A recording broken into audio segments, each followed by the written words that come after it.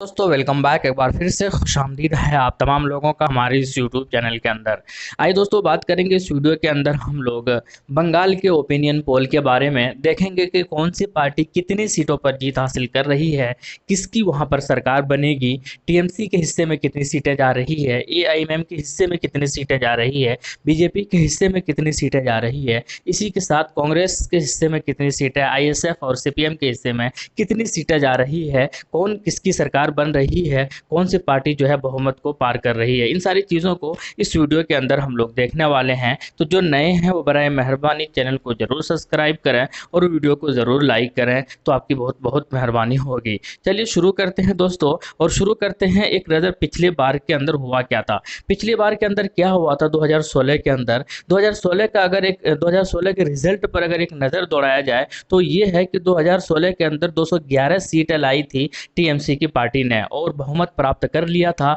और सरकार बना लिया था आसानी के साथ, बिना किसी को जोड़े हुए, बिना किसी को शामिल किए हुए अपनी पार्टी के अंदर। इसी के साथ कांग्रेस की अगर बात की जाए तो 44 सीटों पर जीत हासिल हुई थी 2016 के असेंबली चुनाव के अंदर। सीपीएम की बात की जाए तो 26 सीटों पर जो है जीत हासिल हुई थी सीपीएम की। इसी तरीके से बीजेपी की जो है वो 3 सीटों पर जीत हासिल हुई थी, जबकि जो दूसरी जो पार्टियां हैं यानी कि अदर्स वगैरह उसके हिस्से में जो है 10 सीटें गई थी। तो कुल मिलाकर ये जो था, ये जो चीज़ें हैं, जो आंकड़े हैं, ये 2011 के हैं। 2011 का जो रिजल्ट है वो है ये। लेकिन कुल मिलाकर इस बार जो है बहुत कुछ जो है वो चीज़ें चेंज होगी। 2011 से बहुत कुछ अलग होगा, क्योंकि पिछली बार बीजेपी मात्र 3 सीटों पर जीत हासिल की थी, लेकिन उसके बाद एमपी चुनाव हुआ 2019 के अंदर और वहां से जो है बीजेपी की एक अलग तरीके से बीजेपी को बंगाल के अंदर देखा जा रहा है। चलिए एक नज़र दौड़ाते हैं 2021 के ओपिनियन पोल के बारे में। कुछ लोग क्या कहते हैं फिर देखेंगे कि हम लोग क्या कहते हैं। कुछ लोग जैसे कि टाइम्स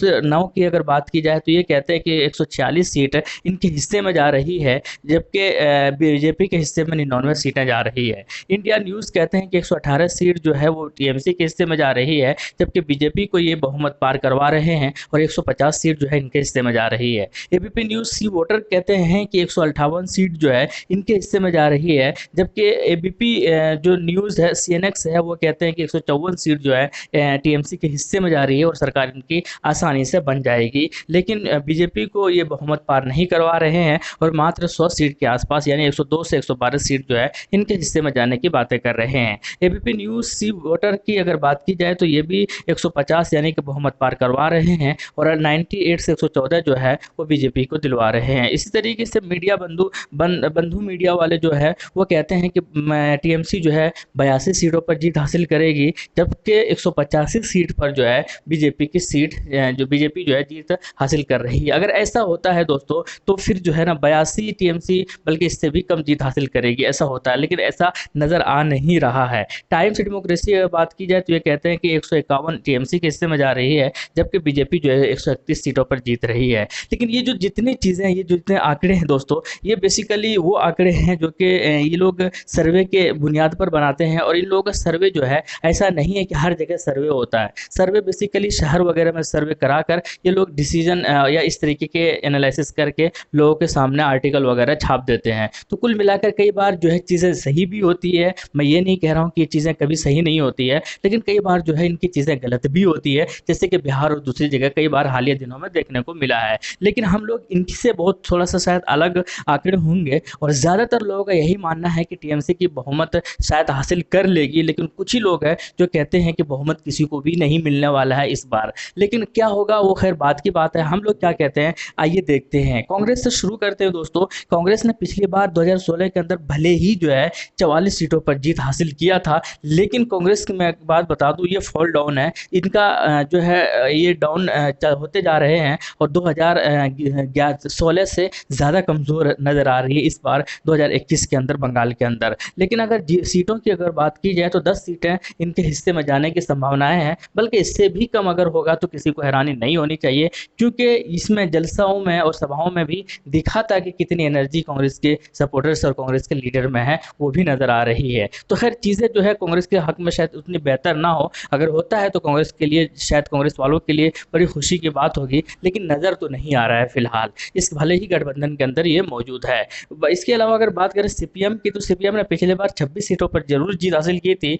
लेकिन इस टाइम इनकी सरकार भी हुआ करता था और इनका भी जो है डाउन होता जा रहा है डे बाई डे। और ये इस बार जो है 5 सीट भी अगर जीत जाए तो इनकी बहुत बड़ी कामयाबी होगी, लेकिन ऐसा लगता नहीं है कि 5 सीटों पर जीत होगी इनकी, ऐसा मेरा मानना है और ऐसे बहुत सारे लोगों का भी मानना है। भले ही ये गठबंधन में हो आईएसएफ के साथ और कांग्रेस के साथ, लेकिन शायद इस बार जो मुकाबला होगा वो मुकाबला जो है टीएमसी और बीजेपी के बीच ही देखा जा रहा है और माना जा रहा है। इसके अलावा आईएसएफ की अगर बात की जाए तो पहली बार ये मैदान में आए हैं और इससे पहले चुनाव से चंद दिन पहले ही जनवरी के अंदर अपना पार्टी को ये ऑर्गेनाइज किए और अपने पार्टी को स्टेबलाइज किए, और वहाँ से जो है काफ़ी लोगों को नज़र में आ गए। ये बहुत सारे लोग जो इनको गूगल करके इनको जानने की कोशिश करने लगे थे, लेकिन शायद और भी ज़्यादा बेहतर होते ये अगर ये सही तरीके से पॉलिटिक्स करते। जो शुरुआत में कई बार इन्होंने अलग अलग तरीके से बयान दिया, कई बार ये है असदुद्दीन ओवैसी साहब के साथ भी मिलने की बारे में बातें की, साथ में चुनाव लड़ रहे हैं,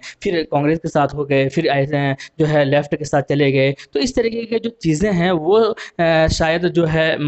थोड़ा सा इमेच्योरिटी दिखाई इन्होंने, और फिर गठबंधन में तो गए ही, फिर इन्होंने कहा कि हम 80 सीटें चाहिए, फिर इनको 80 सीटें मिली नहीं, मात्र 37 सीटें मिली, 37 में से 26 पे उम्मीदवार उतारे। तो कुछ इनकी जो शायद बहुत सारे लोगों को ये मानना है कि काफ़ी इमेच्योरिटी और ना तजर्बाकारी की वजह से इनकी बड़ी कामयाबी हो सकती थी, लेकिन शायद इतनी बड़ी कामयाबी अब इनको देखने को नहीं मिले। लेकिन ऐसा मानना है कि 10 सीट के आसपास अगर ये जीत जाते हैं तो बड़ी कामयाबी होगी, लेकिन अब ऐसा लग रहा है कि शायद ये 10 सीटों पर भी जीत हासिल नहीं कर पाएंगे। इसके अलावा अगर बीजेपी की अगर बात की जाए तो बीजेपी की दोस्तों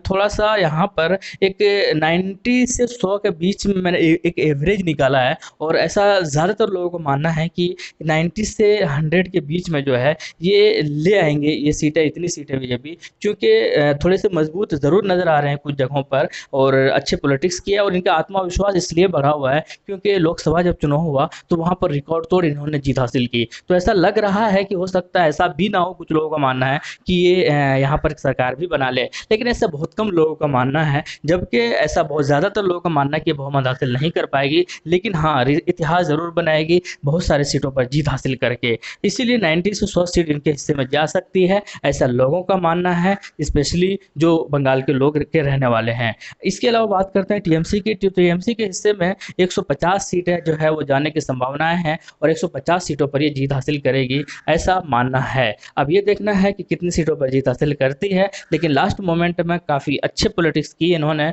और लोग का बहुत सारे लोग जो है इनको सपोर्ट कर रहे हैं, स्पेशली मुस्लिम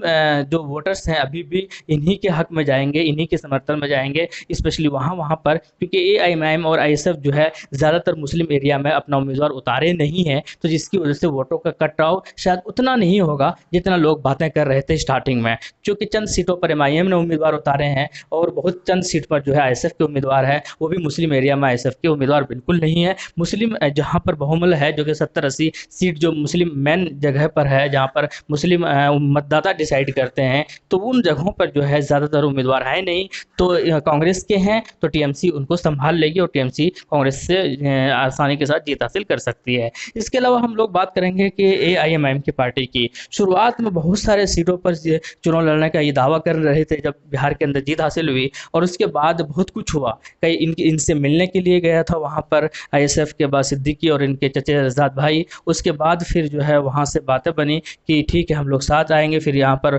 वापस आए बंगाल के अंदर असदुद्दीन ओवैसी साहब, यहाँ पर मुलाकातें हुई और उसके बाद फिर जो है बहुत सारी चीज़ें जो है चेंज हुई, और लेकिन कुल मिलाकर फिर ऐसा लग रहा था कि जैसे कि चुनाव नहीं लड़ेंगे, लेकिन फिर जो है लोगों की फरमाइश की, लोगों की नाराज़गी को देखते हुए इन्होंने चुनाव लड़ने का फैसला किया, और फिर जो है चंद सीटों पर अपना उम्मीदवार उतारे, 7 सीटों पर घोषणा किया, और उसके बाद जो है 6 सीटों पर जो है फाइनली अभी चुनाव लड़ रहे हैं। तो इन 6 में से अगर जीत की अगर बात की जाए तो शायद